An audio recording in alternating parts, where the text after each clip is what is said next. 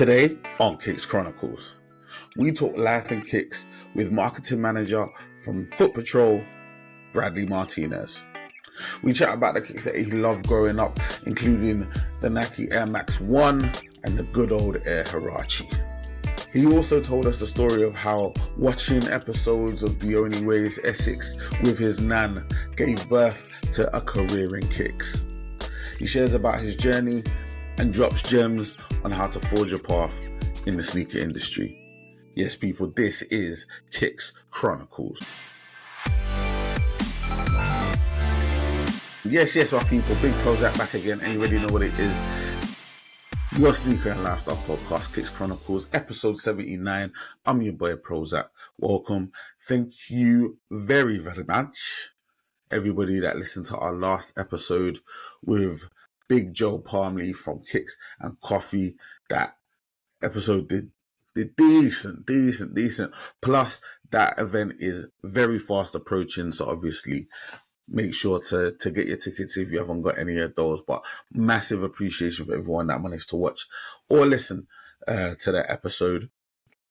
As I said in the open, today our guest is the marketing manager from Footpatrol, Bradley Martinez. Very, very nice guy. Let me just put that right out there. Just a super nice guy, a great soul, and very, very just open in sharing his story, his journey. And through the discussion, you can quite clearly see his love and passion for sneakers. And it's such an organic journey. Obviously, he talks about his first loves, the Air Max 1, the Huaraches. He tells us the story about how he used to spend a lot of time with his nan growing up, and they used to watch The Only Way is Essex, and he saw a pair of kicks on The Only Way is Essex. And his nan ended up getting him that pair of kicks. But that was the shoe that sort of gave birth to his love for shoes. He also talks about his career and sort of what it took from him in terms of soul searching and learning who he wanted to be and what he wanted to do and what led him to actually becoming a part of the sneaker industry and working at a powerhouse like Footpatrol. Very, very interesting story. One that I'm just so happy I had the opportunity to hear, and the conversation I thought was awesome, and I would love to speak to Bradley again. And if you really enjoy this conversation, good news is that this is part one. This is part one. So part two will be dropping next week at the same time, same place, 6 p.m. on Sunday, and we'll get deeper into his collection. I actually battle him as well on the top 3 kicks that we just wear the most.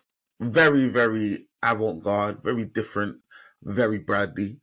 And we also get into some special questions like desert island kicks and what have you. Lovely conversation, just so open and honest. And I believe anybody that's trying to get into the sneaker industry, anyone that's sort of had that sort of crisis of confidence and not really understanding or knowing what they really want to do,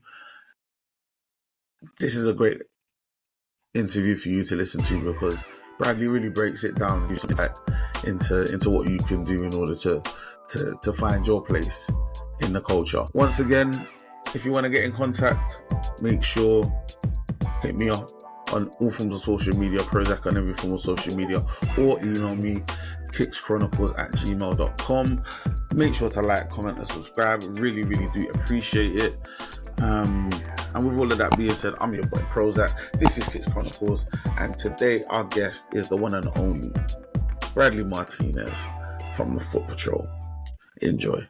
Yes, my people, Big PROZECH back again, and you already know it is another episode, another amazing episode, Kicks Chronicles, and we have an illustrious guest. Today we have with us, former community manager, now marketing manager, at Footpatrol, you know, that boutique, you know, that special one, you get me, like that. Now I'm saying that one of the big boys, you get me, like Bradley Martinez is in the cut. What are you saying, Bradley? What's Well, kicking, my bro? I'm good, pro. I'm very, very good. Thank you for having me. I've been looking forward to this conversation. I think this is the first time anyone's ever described me as an illustrious guest for anything in my Come life. on, man. So Like, you have to I'm do here it, for bro. that, You bro. have to do it, man. You have to put full respect on Martinez's name, G. You get me, man. Bradley, man. I appreciate you, bro. I'm gonna put it out there so everybody knows sort of how we sort of came together and met.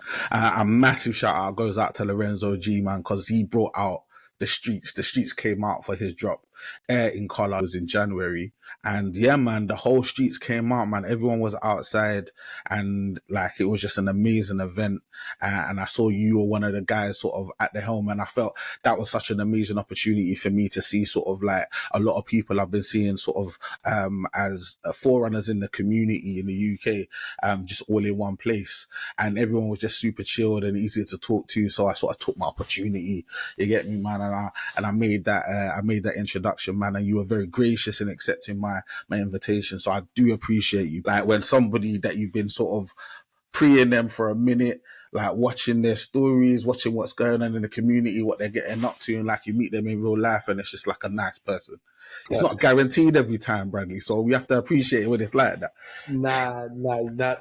That's some incredibly kind words. I mean, the pleasures, for most people that know me, I'm, like years and years of, personal, what I'd like to describe as personal development through experiences and things like that. I very much, learned that I don't like to be treated in certain ways and I don't like to be spoken to in certain ways. And I like people to be able to feel warm, feel welcome. Like that's why I did the community role for like, a good couple years, 2.5 years for Footpatrol. And it was everything that we did there. I mean, I'll get more into what that was a little bit later, but everything there was from a place of just, I want people to feel welcome, man. Like I've never understood.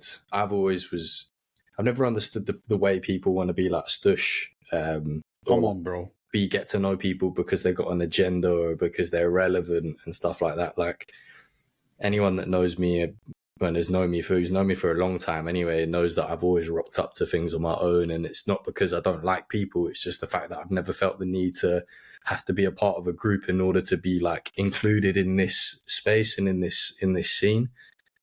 And like, I think from my perspective, everyone that I've ever got to meet in the footwear stuff, well, not everybody, but a lot of people that I've got to meet that especially introduced me into this game in London have always been so warm and so welcoming. And it's, like I'd like to be able to reciprocate the same thing. I haven't been in it for as long as a lot of people, and obviously my hairline makes me look a lot older than I actually am. You and me both, buddy. But it's one of them ones, man. Like I'm glad you feel welcome. I'm glad you enjoyed that event as well. Like it was a monumental occasion. I was just got off the phone to Lorenzo just before we chatted, just working on some bits with him to see what next part of the world domination we can go after. I say he can go after. I'm just very gracious to be able to call him a friend and be able to help him on this journey where I can. But yeah, watch this space, man. Like this geezer's like, that was just the icing on top of the cake, innit? We ain't even made the cake yet. We just started with the icing. Come on now. Yeah, and shout out to Lorenzo, man, because he's such a, like, I said it on the pod like around the time when that whole thing dropped. He's one of the sort of coolest guys, one of the calmest guys, like just like God-fearing, you like just everything about him just exudes class. You get me, like, and he's just very, very humble. So like when people like that are successful and they're doing great things, you get me, like you just want them to be successful. You want every good thing to happen to them. You get me, man. So big up Lorenzo G. You get me, like soon come. Broski, soon come. We'll make that happen, people. Don't worry about that. But bro, what we need to do here, we need to go back to the beginning, man. You know how we do on this thing here. We need to talk about your first love, man. So take me back to a younger Bradley. You get me, man. What was that first kick, that first shoe, that first brand? What was that first thing that grabbed your heart and said, you gotta have me, bro? I mean, like younger Bradley was a completely different you. Come on. like I used to work at Jack Wills. I used to wear women's skinny jeans. Like I used to have a big like quiffed hair. Yeah, Like buddy. yeah, Yeah, buddy. it was it was a look. No, I can see it now. I can see it. You know. I'll see if I can find you some pictures. Actually, you know what? I don't even have to find it. If you really want to see, like, my Instagram, yeah, is like pretty much from my first post through to like present day. Pretty much nothing has ever been deleted. So if you actually want to see a timeline of my life and how much of a state I was, then you are more than welcome to have a flick through. People, yeah, people. I'm gonna get deep. I'm gonna get deep in this thing. I'll let you know. But nah, man. I mean, I guess it all goes back, and I say this anytime I've had the opportunity to say this story. I always love telling it because it's just such a, like, for me anyway. It means so much to me in terms of like the individual that it is that got me sort of like into it, and then the story of like how she got me into it at the same time. Is like growing up as a kid, my nan used to look after me quite a lot, and she's still around now, bless her. She just don't look after me as much, but she used to she used to take me shopping with her all the time, and like I've always been like into clothes, into shoes, just never been into like, you know, the streetwear stuff from the get-go, right? I was just into what I was into. I liked bright colors. I liked, you know, I was wearing them Top Man 3-button shirts with like mad different colored this and that and bright pink and all sorts of things. Yeah, Top Man and Burton's had the streets waved for a minute, bro. Yeah, no, they were messing about. Same with my Jack Wills within skinnies, bro. I was king of the Mambo as far as I was concerned, man. But my nan at the time, she used to live quite close to like my school, and the same school that I went to sixth form to, and she, like, I used to walk home and I used to go via my nan's quite a lot of the time, and I used to basically just go and like watch TV with her and just chill and just chat shit. I love that, bro. Sorry. And then we'd always go watch. We always used to watch Only Wears Essex because she loved it. So we were watching it one day, and for the life of me, I don't know who it was. I think it was probably Joey Essex or someone like that. But they were wearing this Air Max 1, like this office exclusive Air Max 1. At the time, I didn't know it was that shoe, but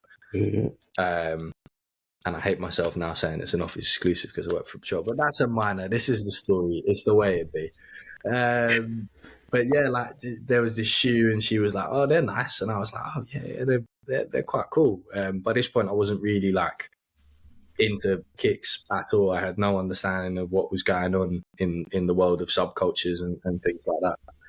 And my nan, I was just a nerdy music kid at school, man. The more I deep it, but like my nan was like, oh, to put it politely, she was like, yeah, you need to sort out how you dress. We need to fix you up. Like Nanny was like, you know what, Dad Broski, you need to up your game, my guy. Come round and see me bro. You need to fix up them Creps. Yeah, bro. Let's sort that out. She was like, fix up, look sharp, get out the door. Yeah, we're gonna sort this. And I love it. So we went on the internet, and you know, we just typed in on Google as plain English as you possibly could, just being like black Air Max with red and leopard print, just to see what came up, because you just describing what you saw in a picture, right? And somehow came up with this office exclusive Air Max 1. And at the time I was like, what the hell is an exclusive shoe mean? Like, that means naffle, like but I'm interested, like what is that, what does that do, what is it, what does this entail? And anyway, we started doing some digging, and bless my nan, she bought me those shoes, and I've still got them to this day. They're cooked now, but still got them to this day. I respect it. Like, toe box is dreadful. Toe box is dreadful. It's the square toe era is where I got to join. So like a lot, you know, I only got really into things like what we're in 2024 now. I kind of got into it in like 2013 as like triple white Hirachis were about like becoming a thing. So like I said, I'm not like no old head by any stretch of the imagination, but in terms of my enthusiasm, I'm definitely like might as well be in my mid 50s and have been around since like the inception of most brands or something like that. Yeah, bro. I'm here It for that. was, yeah, man, like, I got looking through and started typing up exclusive shoes, trying to find out what that meant on the internet, and I just got lost with it, man. I got lost with it. I was finding out all these different, different brands doing different stuff, and there was events like Creps City where you could do this. So I was telling my mates at school, or like sixth form, I was like, "Yo, there's this trainer event, yeah," and like they sell old shoes, and like I've got these, and these are cool, and I really like this shoe called a Huarache, like never seen Jeez. anything like it before. And anyone that knows me knows that Huarache, like whether or not I wear them a lot, it's a different conversation now these days, but like Huarache will always be in like my top 3, top 5 pairs of shoes of all time. That was definitely the shoe that like got me hooked. And I'm not talking like the triple actual, like I never actually bought any of them to, I don't know why, but bought my first pair of Huarache Natterjacks. Oh my days. Yeah. Shout out to Yeah. Natterjacks, bro. Yeah. Natterjacks were vibing, and the exclusive Vans as well Yeah, that Natterjacks had, bro. Natterjacks were vibing. bro, Oh, Natterjacks was a place to be, bro. bro, Natterjacks was bro. Shout out to J Dog, bro. He knows who he is. Yeah, he put me onto Natterjacks. Yeah, bro. He was popping off with the exclusive Vans, bro, at uni. Bro, and bro, Natterjacks was a vibe, man. So yeah, big up. You don't hear names like that so often, man. I haven't heard Natterjacks in a minute, man. So I'm loving that. Nah, man. I mean, like I grew up in Surrey. Like, that's no new news to a lot of people. Like, moved to the UK when I was 6, and then grew up around those parts. Like, You to the UK from where? from Spain, hence the surname. Espanol. Sí, medio español, medio inglés. Yeah. Quito. Oh man, I love it, bro. Where in Spain? All right, so take this with a pinch of salt. Yeah, there's a reason why they live in this particular part, and it's kind of fitting because of the only way is Essex. But my Spanish side of the family live in Marbella, Lovely. but it's not. It wasn't for the reasons of why people think Marbella, right? I respect it. Yeah, like my Spanish side of the family, they're from Galicia, from like the northwest, in a place called La Coruña. And that's well, it's Deportivo, right? Yeah, that's the team, right? I love it. So they were chefs. Long story short, worked in London. My dad lived still in Spain at the time, like was living with his granddad at a young age, while his parents, my abuelos, were working in the UK, in like living around Portobello Road, working for like a Greek restaurant. And this owner of a restaurant was like, "Yo, I'm going to open a restaurant in Portobello." This was in like the late 70s, early 80s. So this was before tourism was like a thing there. Okay. It was just sort of being picked up as a place to go because it's a little microclimate. The beaches are nice and all this kind of thing. They're building all these nice hotels. So my abuelo was like, "Yeah, cool, I'll go open it." Did a recce, lived in Portobello. He got given a flat, like above the restaurant on the port of Portobello, and this mug, didn't rate it because he said it was too noisy, so he got rid of it. And I was like, bro, if you would have been sat on bank, so much money right now, so much money, crazy. But he went and opened this restaurant for this guy, and then had their own restaurant. So they basically moved to Marbella because like for work more than anything. It was like, and they had their own little restaurant, nothing major, like a little locals kind of spot on a living complex kind of thing for years and years and years. And yeah, like I was born there, and then moved here when I was 6. Like my mum and dad met out there on like a little holiday romance kind of thing. That. And yeah, bro, and so like my whole, so long story short, the reason why I'm into shoes, is my English nan, so it's got nothing to do with the whole backstory of my Spanish family. But yeah, man, it was a journey. Like to get back to the shoe side of it, it was a journey. Like Huaraches, in terms of, and this is when I started finding out about different colorways and stories and technology and history. And my big thing that got my interest was the idea that there was a lot of things that people didn't know about, that you couldn't find as widely available on the internet as you could find things about fashion, for example. And I was back into clothing as well. And then I discovered a page, like very gassed to call him like my best mate now, but Guy called Joel London, real bad boy, like OG. Like if you ever need to know anything, like geezer knows everything. So when I was like 16, he was probably one of the first accounts. Him and Nick Glackin, otherwise known as Glackster, were like the two pages I kind of first discovered. Nick through his photography side of things and doing the little micro dude setups, you know, getting the Amsterdams, making the red light district with the shoes, with all these little kind of caricatures. And then Joel just through the product storytelling. And then that's where the obsession of them wanting to work in the industry became a thing, because then I was at school studying photography, and all my photography was then just photography of trainers. And my teacher was like, "What you doing?" And I was like, "This is what I want to do when I'm older. I want to work with trainers." And he was like, "Nah, man, no job in there, no career in there, can't make money in there." And I just straight up cussed him out, and I said, "Bro, you teach kids how to take pictures. Like who are you talking to?" But somebody's already doing it. Yeah, exactly. I'm like, all right, say no more. But yeah, I said to him, like, look, bro, you teach kids how to take pictures, innit? I don't know who you're talking to. And then got kicked out my photography. That's hilarious, bro. This guy just mugged off his whole career. But it's the truth, though, bro, because he came at your dream. And I think the most important thing in life here is you have to protect your dreams, G. Can't let people come out here and just start disparaging and besmirching your dreams and that. Like, I want to take photos of the things that I love.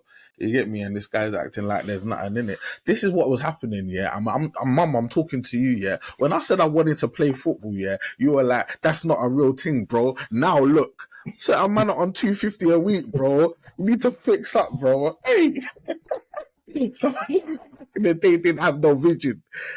Brad, they didn't have no vision, G. Nah, they didn't have no vision. She used to say the same thing to me, man. Like, bro, but I don't even hate. Because I know at them times it was tough. People just trying to get on in it. But like, yeah, man, sometimes I wish. And the thing is, at least like for the generations down the line, we've been through that, so we can give them like the inside and say, you know what, there's more opportunities that maybe present themselves initially. You don't have to, especially in African culture, you don't have to be a doctor or a lawyer. There are other things you can be. You get me? Like, and it's just now it's interesting, especially talking to people like you who are actually in industries that are deemed to be creative or niche or different from the norm. Talking to people in those industries, like, almost gives it that reality.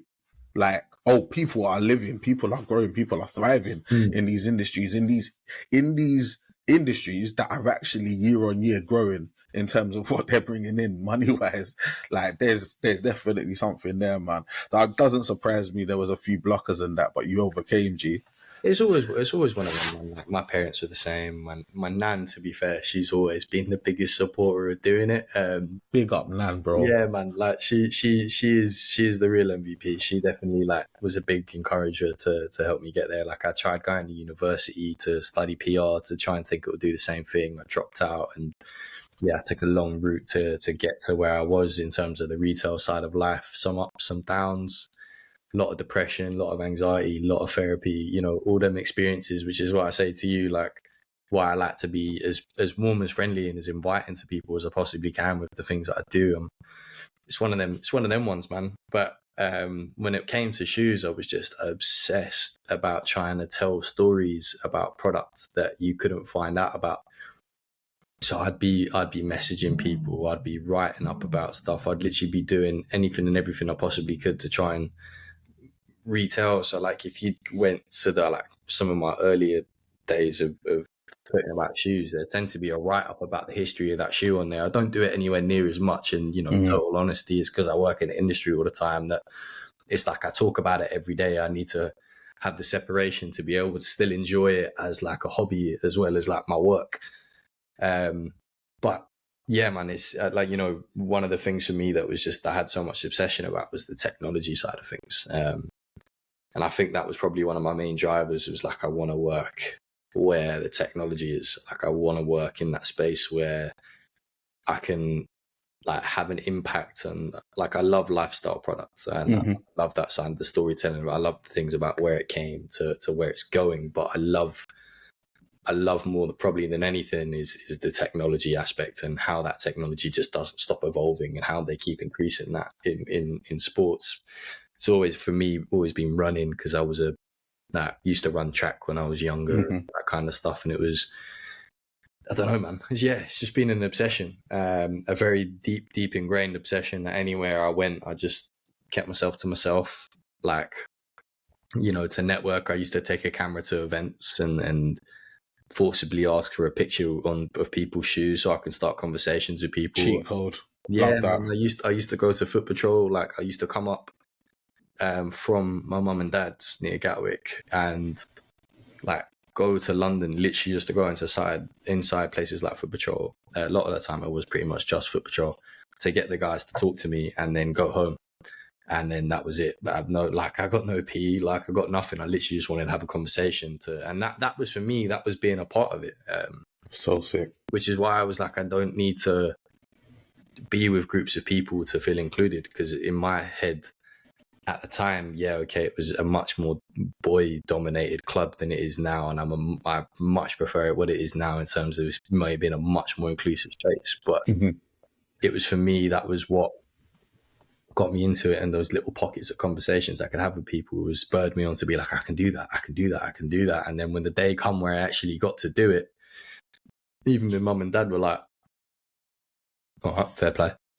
And I was like, I love that, man. I never given up. Like, if there's one thing it took me, like, I've been applying for a job, if I just use Footpatrol, for example, I think I applied for a job at Footpatrol since I was about 18 years old. And I didn't get my first interview until I was 22.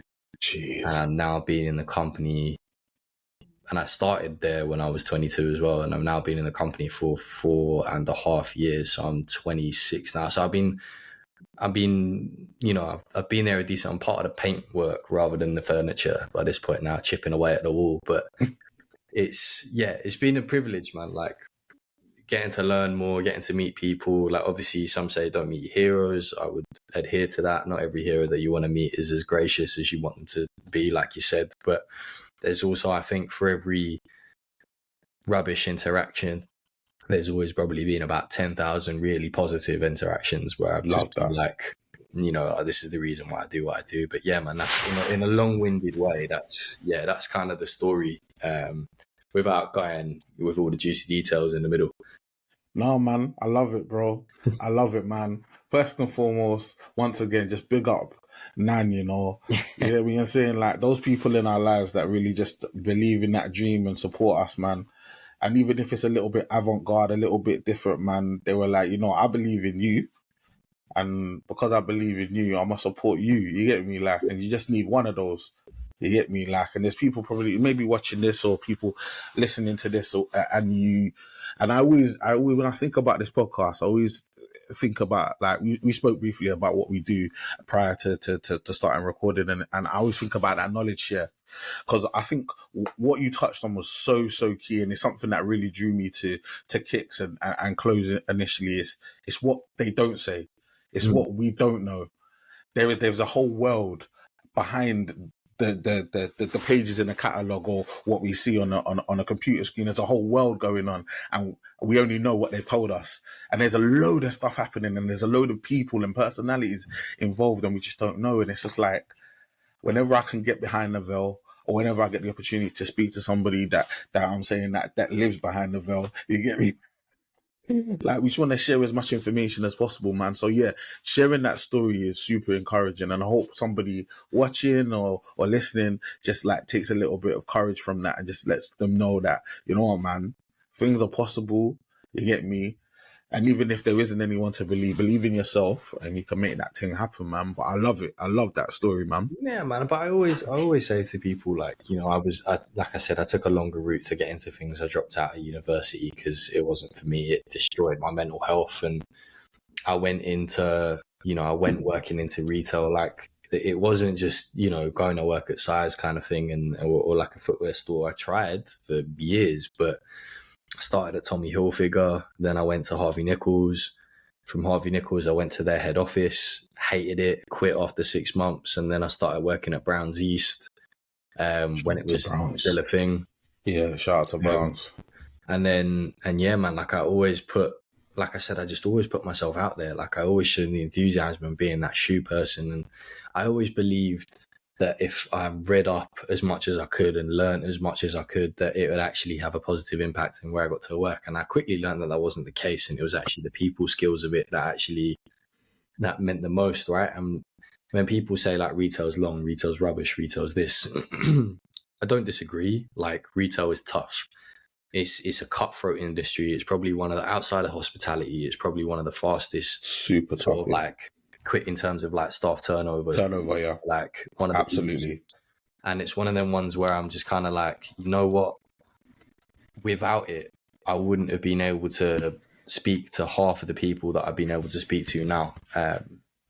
The people that I met in those stores, the brand reps that I got to meet in those stores, like showing interest in what they do, showing interest in who they are. Like, you know, I met so many amazing people that I still keep in contact with to this day. And like, you know, even when I was fortuitous enough to get into my new role, like they've gone from just seeing this sort of like nerdy, what people would describe some like fashion bod that just like shoes, to messaging me like the other day recently being like, yo, just seen you got a new role, like congratulations, well deserved, so happy to see your journey. And this is what I mean, like this space is so warm and so welcoming that I just think like people, especially when it comes to footwear, like, yeah, it's a really hard industry to get into, but I wouldn't stop regardless of like what age you are to trying to get into that. Like the opportunity will come.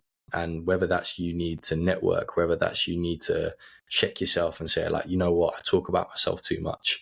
I need to start caring about what others are doing, or, you know, like what experience or expertise can I hone in on, or whatever it may be.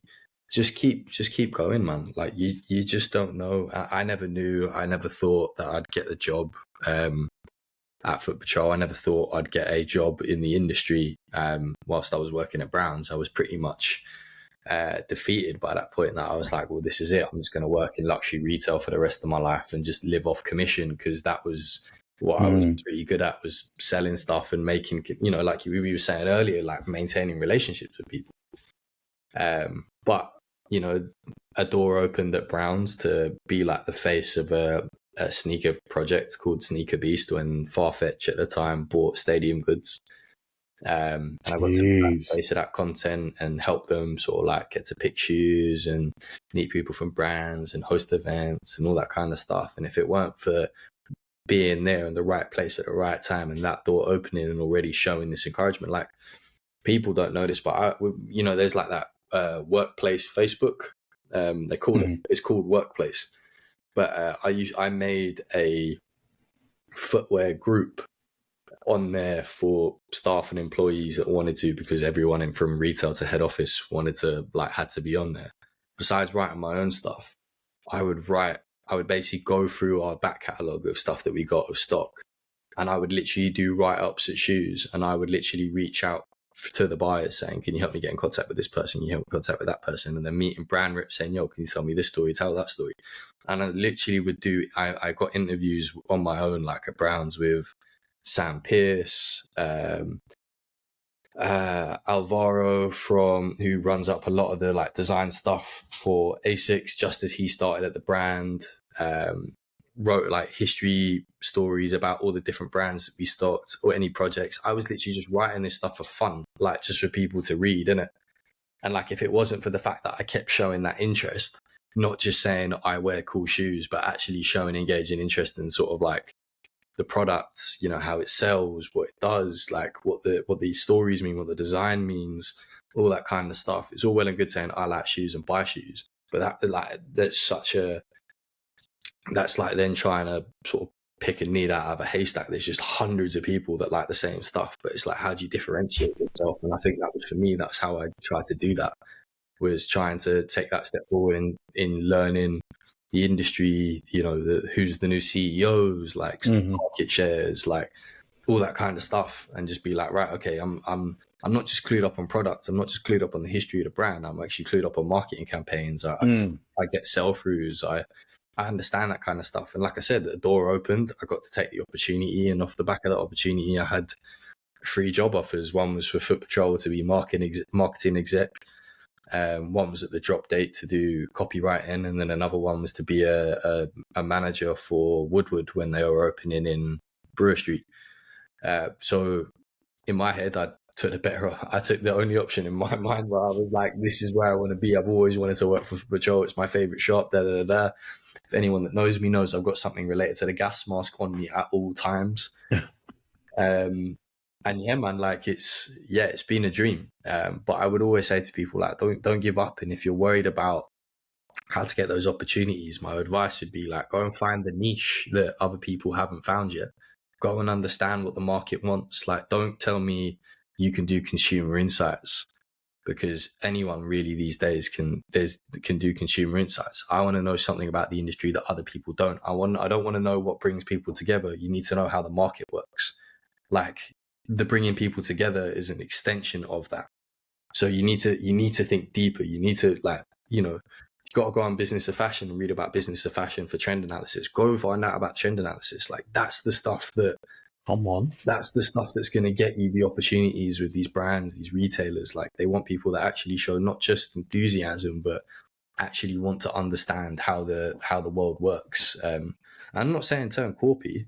Like, don't be a no corporate sausage. Like, you can learn that when you get into work, but like, go and learn the stuff that these corporate sausages want to learn. And that's where I say at the end of it, if it wasn't for retail and being able to communicate with myself like better, I wouldn't have been able to do that. So it was just trying to find the two and two together and then try and do that. But that's not to say I ever stopped learning though as the job's gone on.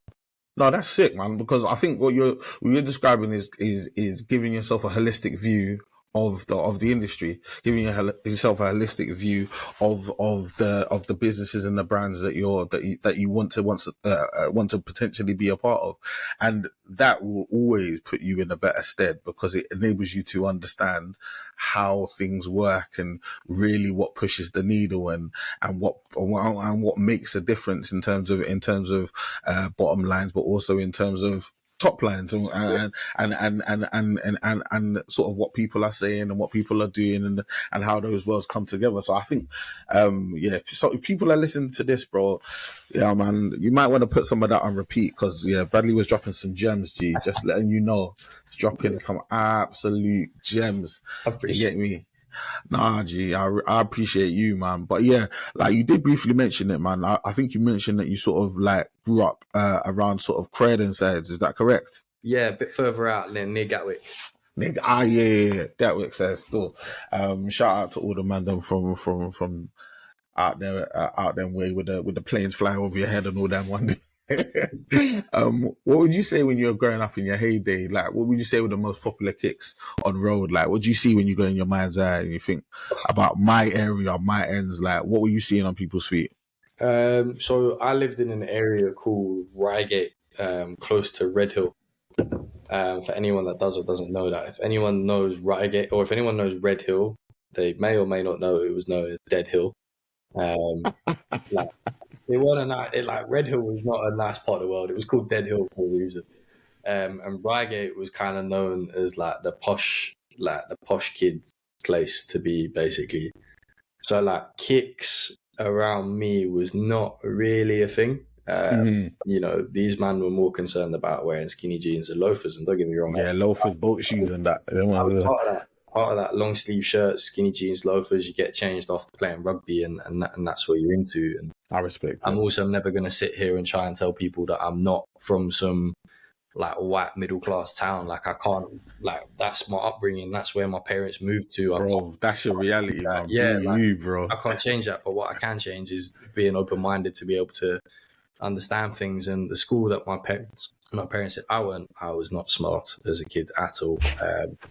I failed my entrance exams to go to the school my parents wanted me to go to, and so I ended up in like this state school called St. Bede's, and that's where I started to like actually get a much more holistic perspective on the world. And you know, I had mates that were paying their mum's bills at like 15, 16 years old. You know what I mean? Like, to a really pretty multicultural like school, you know. And I was also very, you know, it's the same thing kind of why I did disability stuff. It was I was very fortunate to have a school that had, you know, a few kids with like quite a few kids in my year with disabilities. Some of them are some really good friends of mine at the time. So all these kind of conversations have never been too far away from me. They've been a reality. But kicks in Reigate was not a thing, man. Like it was just, yeah, it was your loafers, your shirts, like that was kind of it. The local college, even then, like people didn't really care about it like that. They were just dressing like tramps, man.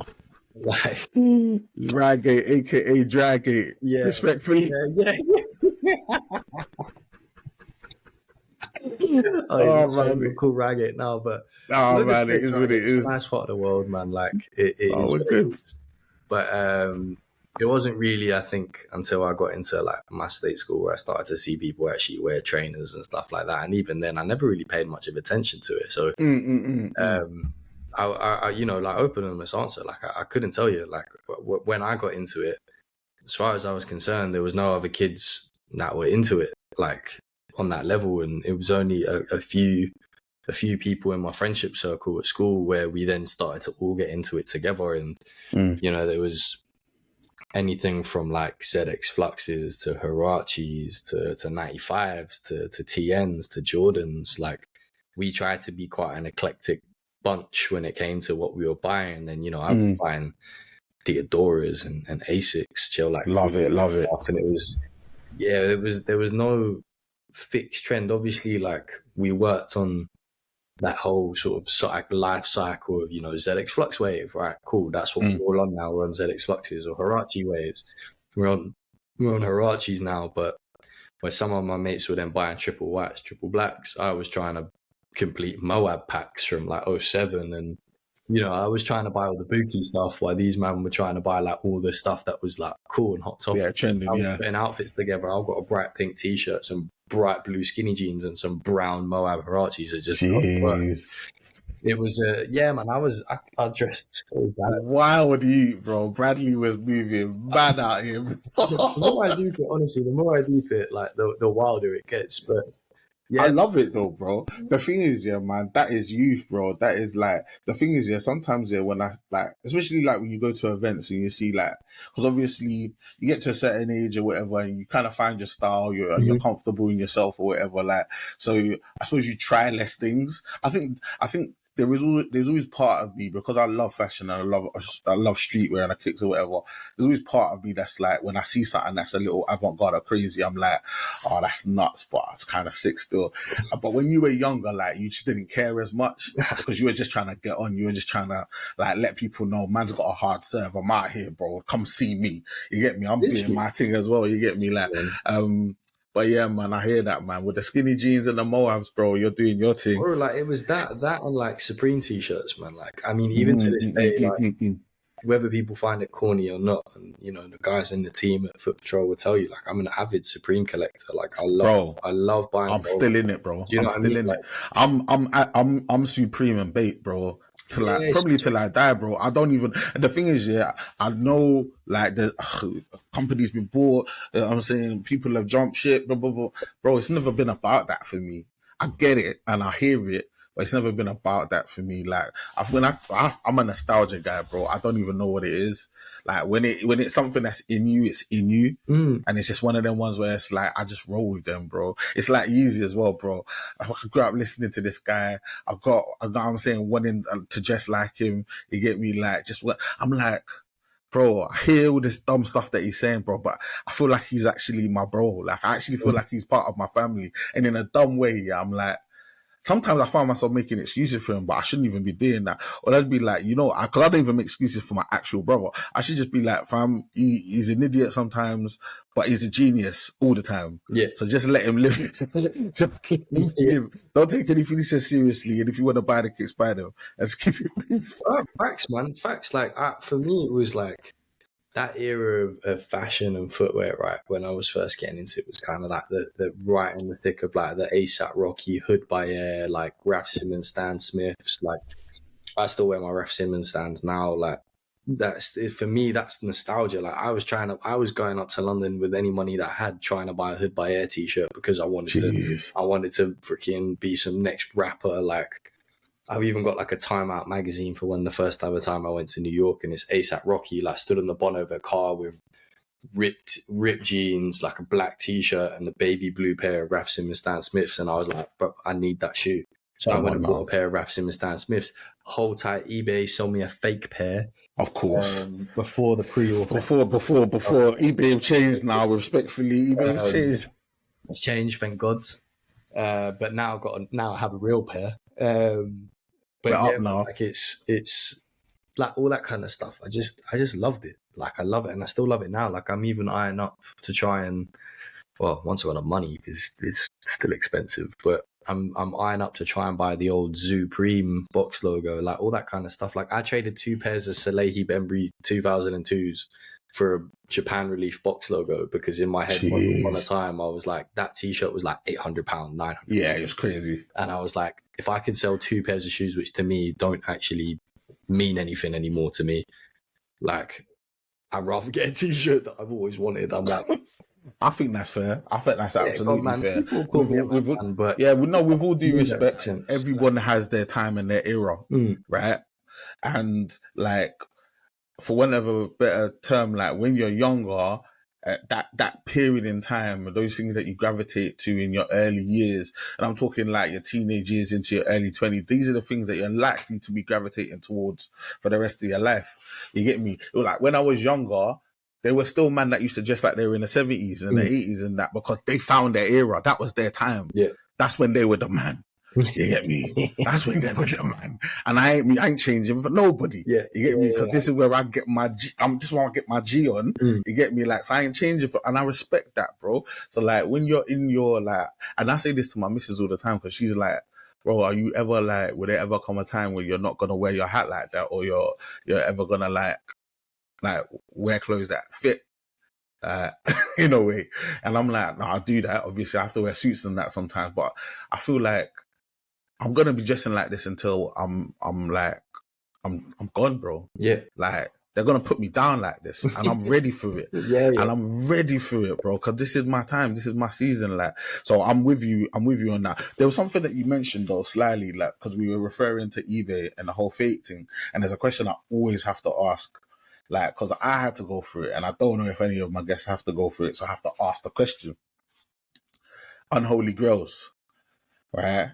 I say unholy grails, and you're probably thinking, what's an unholy grail? I'll explain.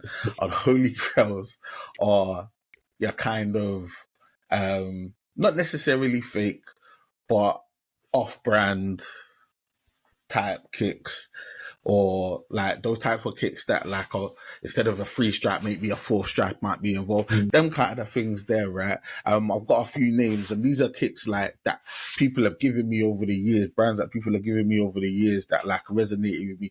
Brands like Gola and Everlast, Slazenger, Dunlop.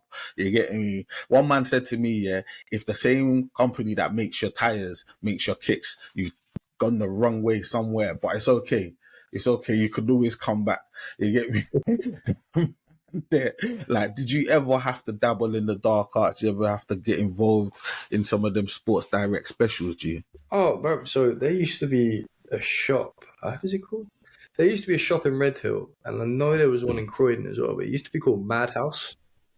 I know do you know? And it had the different letters that spelled out Madhouse. Yeah. Oh my days. So I used to like in the early days, like used to buy, before I got my Air Maxes, I used to buy a lot of kicks from Madhouse. I even broke my foot in one of them because they were so like flimsy. But like, yeah, I used to live with Madhouse kicks, man. Yeah, Madhouse is literally, they told you. It was brother, it was like a bargain bucket for clothes. Man. Nah, it was definitely touching the bottom still. Yeah, I mean, like, so I didn't do the Slazenger side of things. Like, I think the earliest pair of kicks I can ever remember is my parents got me a pair of Shocks.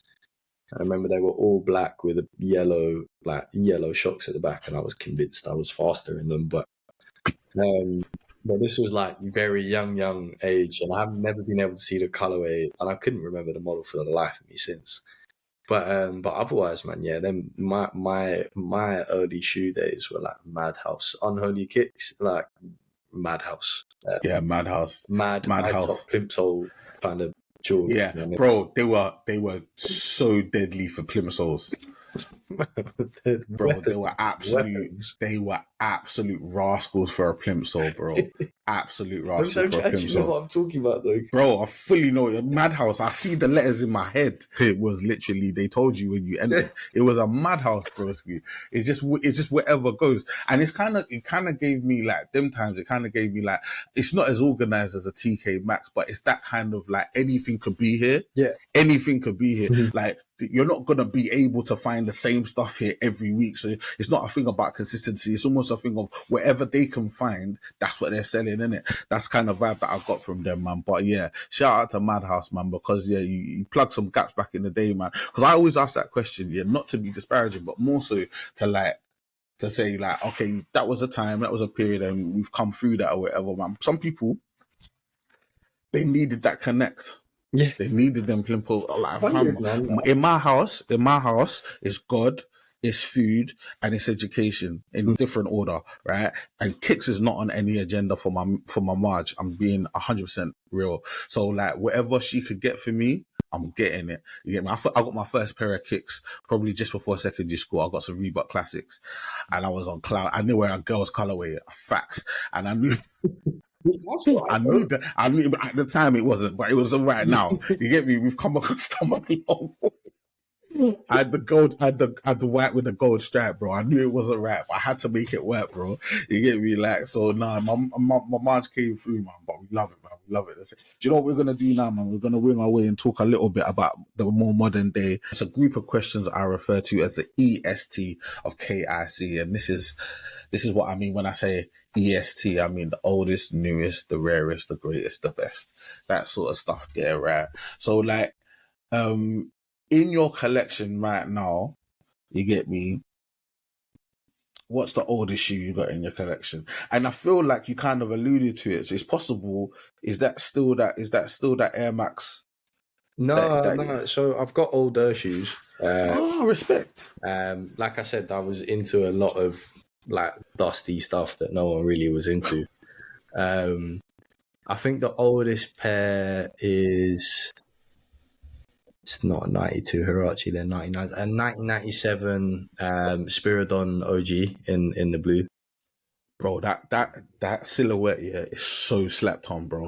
Yeah, it is, man. So slept on, bro. It's a dangerous silhouette, bro. Bro, they're so comfy as well, man. Like I was wearing that's a very cool shoe recently, and I was just like, bro, I keep forgetting how comfy this shoe is. Like, that's a very cool pair, bro. It's a very cool silhouette. But they're not even my size. Like I was just buying pairs of shoes that weren't my size. I just wanted it in the stash, innit? Like, bro, I feel like if you're a legit like sneakerhead, and I don't like to put like caveats and criterias on it, but at some point in your life, you're definitely wearing the wrong size. Oh, bro, not even a question. I'm a size 12. I've been a size 12 probably the last 10 years of my life. I've worn size 10s on so many different shoes. Yeah.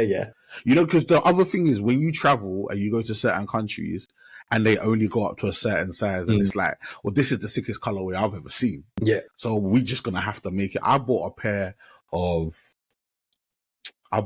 gazelles, red gazelles with a white stripe in Hong Kong, Fayung Street. Yeah, they were a size 10. When I tell you, you're gonna downsize in a shoe, yeah. When bearing in mind Adidas already fit tight, you're asking not to have toes. Bro, it was actually wild. I don't know what I was thinking, bro. But I was so like high on the kick. I was like, I need this shoe. You gotta have the shoe, and I ain't coming all this way because the truth of the matter is, at that point, yeah, in Hong Kong, I was getting pissed off because nobody sold anything higher than a size 10 and a half. So it's like, whatever I can get, I'm gonna get. I can't leave empty-handed. You got a whole road of Kicks and I can't buy any. I'm not doing it. So I just had to take it, bro. When I say that shoe turned into the biggest pancake, bro, by the end of the day, that shoe was so you just got just mashed down because I got them kind of Hulk smash feet. You get me? Like it was never gonna work, bro. So yeah, but like for the moment, it made me feel good. Yeah, Even yeah. if I know it didn't look good, it made me feel good. You get me? But yeah, shout out to that oldest kick still. Let's bring it all the way to the modern day, man. What's the newest kick you got in the rotation? The newest is probably the. I would get them. Where are they? Get them down if I knew where they were. Where are they gone? I've got no idea now. Oh, they're there. Give me 2 secs. I'll get them. No worries. They are the Nike Alpha Fly 3. Okay. The running shoe, but the Volt colorway. That's actually a vibe because I know you're a runner, bro. You're a runner. I know that. Yeah, I'm no good runner. I just like running, and then like I said, I like the tech side of it too, right? So this kind of stuff is like. Ooh, Kind of stuff's a bit of me. It's just that's hard. You're learning about the technology. You've got new knitted materials to go over the top. The airbags, and like for anyone that's like, oh, I want to buy a pair of Alphas and run them, like don't. They are fantastic shoes. I recommend it but they're not just like a daily runner. Like this is a race day shoe. This is a go fast shoe. It's not buy a pair of Alpha Flyers and I'm gonna be good at running. Like nah, like it don't work like that. Really? Nah, not at all, man. Like don't get me wrong. Like yeah, you'll get it, but you're saying race day, so you're saying work your way up to it. Yeah, so like if you're gonna sign up for a marathon, for example, wear these on your marathon day. If you're gonna do a 10K, wear these during your 10K. I mean, they're not really a 10K running shoe, but if you're going to sign up to a race, the time to wear them is for race days because they don't last as long as like your daily runners because the material compounds are so soft and there's only so much like durability they've got compared to just getting like an everyday runner. I remember Adidas came out with a really specialized running shoe last year. The PROZECH 1. Yeah, literally it's made for one use. Yeah, was that correct? One run. Yeah, one marathon run. But also bear this in mind, the one run is they're talking elite level, isn't it? Like they're talking the 26 miles, they're talking the full they're also talking like pro athletes because of like running at velocity as well. Yeah. That sick pace. In theory, they can last you longer. But I hear that. If you're gonna go like if you're next top 10 athlete, like then yeah, they're in theory in terms of the max kind of like benefits that you're going to get from that shoe, it's going to come from that one-time use because after that you're not going to get the same amount of benefit as you're going to get. Bear this in mind, they're also like nearly $500. They're crazy. $500 retail, and these things sell for like £1,600 now. Like crazy. Yeah, and they've already got one world record. I think they got the women's world record for the marathon as well. I think it was a women's champion that was promoting it at the time. Yeah. If I remember correctly, I don't know much about running. Although I love runners, I don't know much about running. Still, I don't know if you can tell for those that are watching between me and Bradley, who looks like a runner and who don't. Jeez. All right, let's move on quickly. The service, man. I was on bench a little bit, but nah, the running ain't working for me, bro. I can't lie. What would you say in your collection is the rarest shoe you got? I mean, yeah, like rarest shoes probably. I mean, whether or not you want to class it, I'm looking around like I've got it here, but I don't. It's in the other room. But my Lorenzo G FNF. Absolutely woven 95, like my particular colorway is the only colorway in that. So don't get me wrong, there's other greedy pairs, but my particular pair is the only one that has the Genesis inside on the left foot color palette that Lorenzo's done. It's got the pink toe.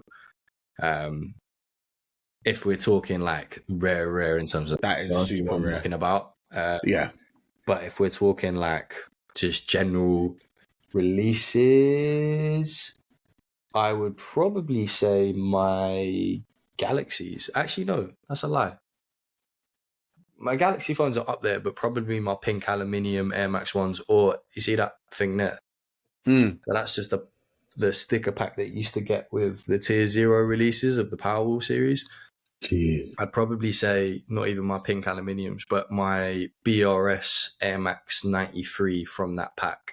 Like a brown pair, I would probably say is my rarest because you never ever. I'm not even gonna act like Yeah. I'm not even gonna act like I know that. No, so I even take that. That's deeper. Probably the Air Max 360 power, the Air Max 360 Powerwall Tier 0. There was one of 96 pairs. That's probably my rarest like general release shoe, and that's probably my favorite Air Max 360 as well. I just think the material is super soft on the upper.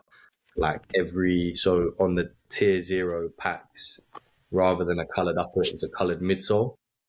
Oh, I like that. So like you'd have the Morning Glories, for example, it had the baby pink midsole, and then you had the Orange Blaze, and it was the Air Max 90 with the orange midsole, and then so on and so forth. And the 360 was essentially all black, this grey, really soft, like almost like toweling, but it's kind of suede upper. But where the Air Max 360 is written on the heel, all the letters are each individual letter is the color of each shoe that goes in throughout that series. So like the A would be pink, the B would be orange, the C would the S, bloody C, the A, the I, the R, whatever. Would all be the respective color of those shoes all the way to the last letter, basically. But that's probably, I looked for them for years before I found them, and that's probably my rarest like released shoe. That's it. In your mind, yeah, deeper question, what's the greatest pair of shoes in your collection? In my collection? Yeah.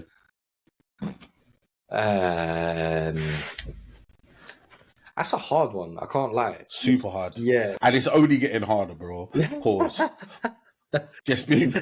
All right. In my collection, like, what was the question? My favorite or like most prized?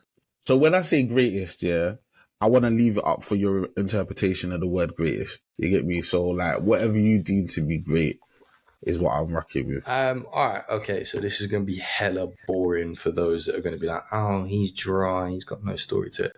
These, bro, I love it. I love it.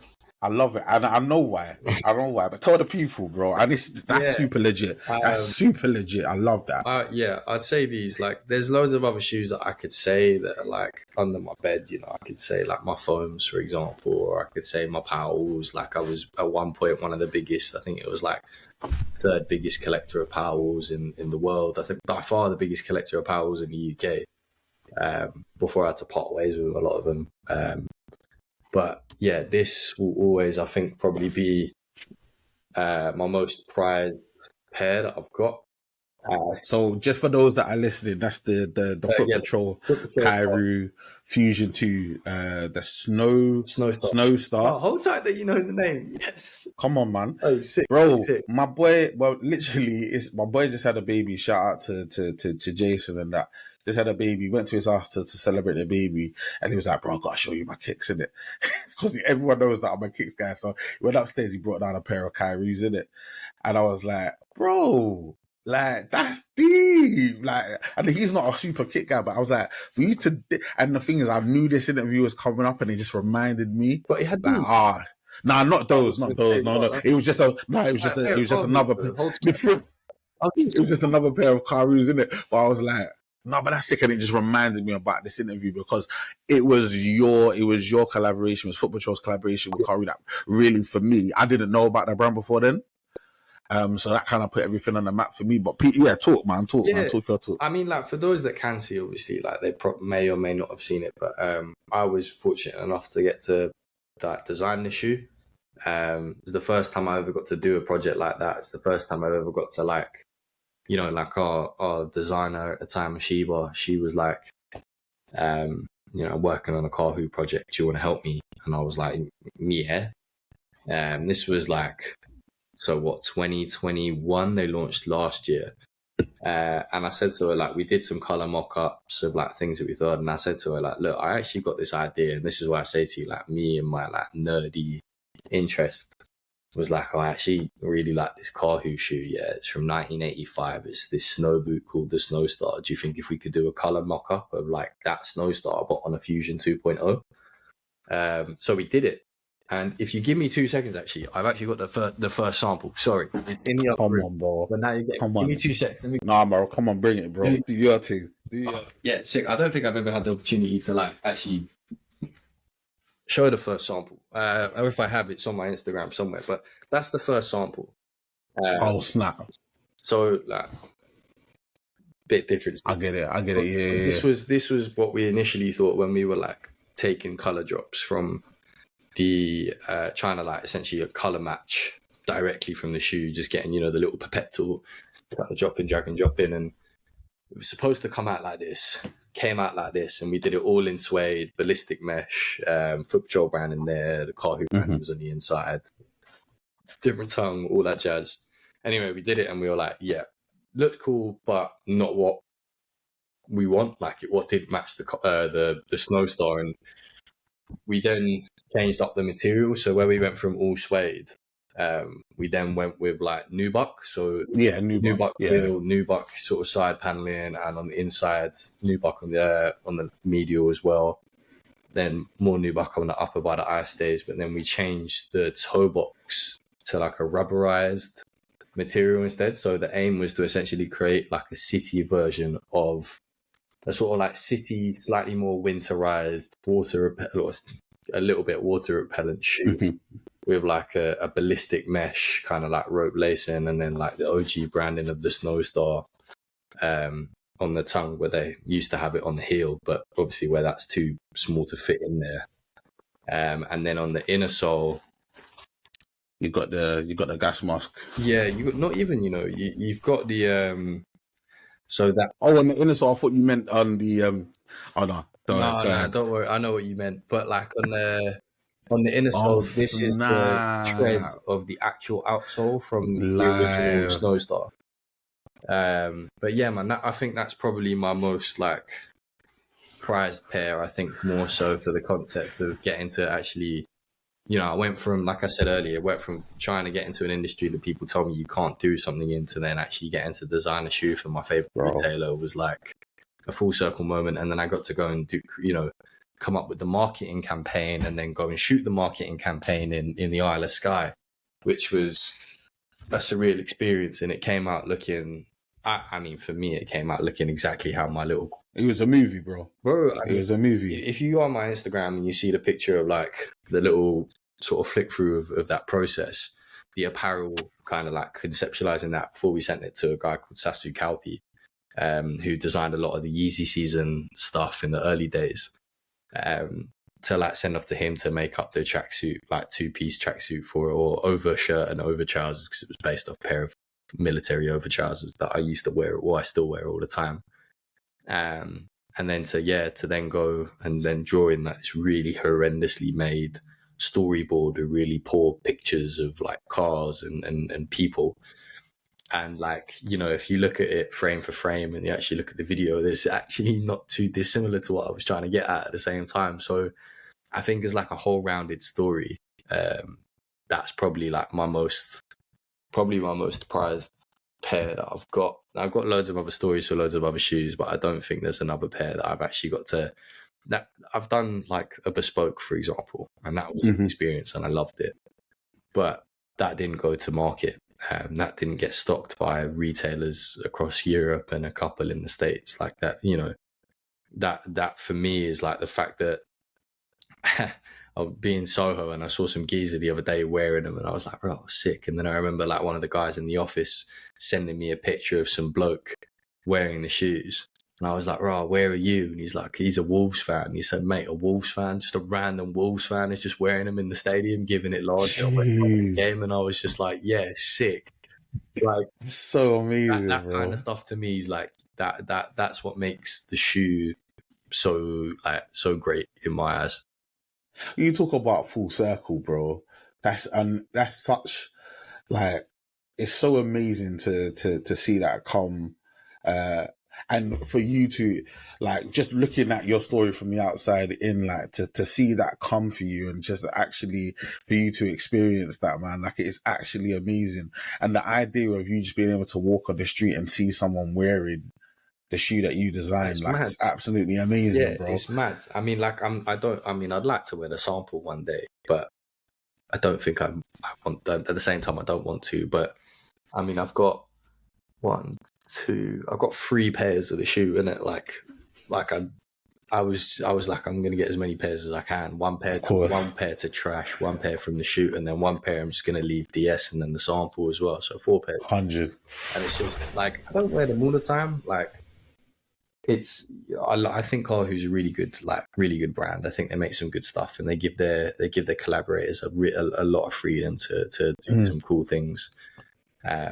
You know, their Norbit collaboration, for example, I think is fantastic. The shoe is a much bulkier shoe to what I'd normally wear these days, but the apparel side of it, even then, like, I think they've done an incredible job.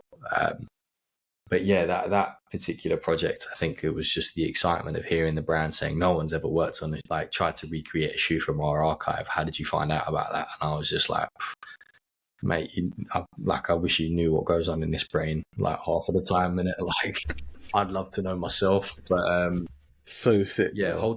hold tight, Luis Miguel, the Air Max, the old vintage Nike collector, because that's actually where I discovered the shoe from. And I even sent him a pair of the shoes and said to him, like, look, this is actually, like, you're doing is the reason why I kind of like got here. You wearing that shoe and having that shoe is what made me be like, I love that shoe, that boot, and I want to make it into something. And yeah, man, to like you said, see it launch, see people wearing it is that's a crazy experience. And I don't mean that in a corny sense. If I work for Footpatrol, that's my thing. It's just like I genuinely didn't think, 1, I'd work in this industry, and 2, to ever get to design a shoe for my favorite retailer. It's crazy. Thank you for listening to this episode of Kicks Chronicles. Please make sure to like, comment, subscribe, share, rate, review, and all that good stuff. And remember, full video version is available on YouTube, audio versions available on Spotify and Apple